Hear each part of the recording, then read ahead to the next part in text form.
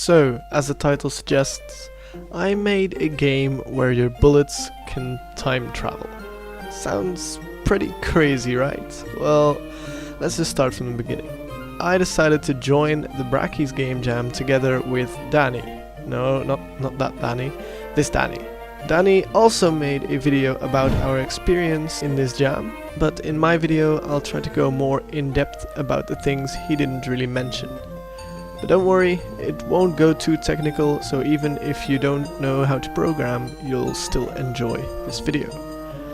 The theme for the jam was Rewind, and I felt like this theme was pretty limiting. There wasn't much you can do except time traveling, but a limiting theme is good for beginners, so I can see why Brackeys went with this theme idea. Now, enough backstory, I know you're not that interested in that. Let's get into the juicy stuff. You know what I'm talking about, that juice. That juice. First, the bullet traveling back in time. How was this done? Well, Brackeys, the organizer, already had a tutorial for making stuff travel back in time, and Danny implemented this in our game. Pretty much how this works is the bullet has a list of vector 3s, and in every point in time the bullet saves its position in this list. After a specified amount of time goes by, the bullet goes to the positions in the opposite order of how it went originally. Danny also made the bullet slow down at the end to make this effect look a little smoother, and with some sound effects and a trail, this was all finished up. Next up, the bullet curving. This wasn't really easy to implement, but I think I did quite a good job on this. It takes the overall velocity of the bullet and redirects that velocity towards where it is facing.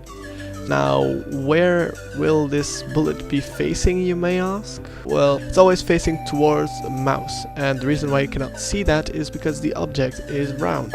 So that was a perfect workaround. You see what I did there? Now, we did get some feedback that this effect was a little bit weak, and if we will make a future release or a future update, we will probably tweak it to make it a little stronger. Now, the bullet catching was something that Danny worked on, so I will let him tell you how all of that works. So, the bullet catching system was done with a trigger collider that extended forwards beyond the normal player collider, which is used for physics and getting hit by bullets and stuff like that, which gives the player their bullet back. If the bullet hit the player, then the player would take damage. But if the player was facing the bullet, then the bullet would collide with this trigger collider and delete the bullet so that the player isn't hit by it and doesn't take damage.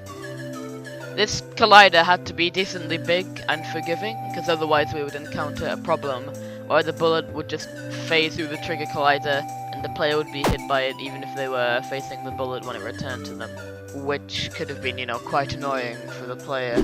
Thanks, Danny. Now the next thing we implemented was the enemy AI, and this was my job.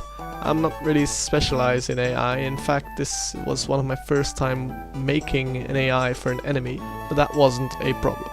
I really wanted to make some simple AI so it wouldn't be too hard to hit the enemies with the bullet, but I didn't want them to be sitting ducks. I wanted them to be a little bit challenging.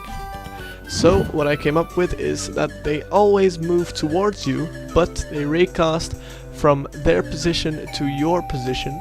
And if there's an object in the way, which means they cannot see you, they will stand still.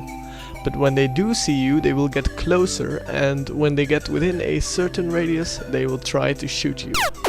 I also wanted to have a little bit of enemy variation, to spice the game and the level design up a bit. And pretty much what I did was change some variables like the speed of the enemy and the fire rate. And for the shield guy, I just added a simple collision box where the bullets cannot pass through. Now, that's all of the technical stuff I wanted to get into. I hoped it was quite easy to understand. If it wasn't, please tell me in the comments below the things you didn't understand so I can make it a little bit easier to understand in my next videos. Also, check out Danny's video. He made a really cool video that you should absolutely check out. Also check out Eli, because he made all of the art for our game. and also check out our game.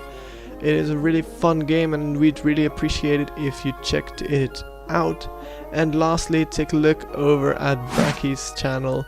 He's the organizer of the jam and he has some really cool tutorials for people who are quite new to Unity. So yep, that's it.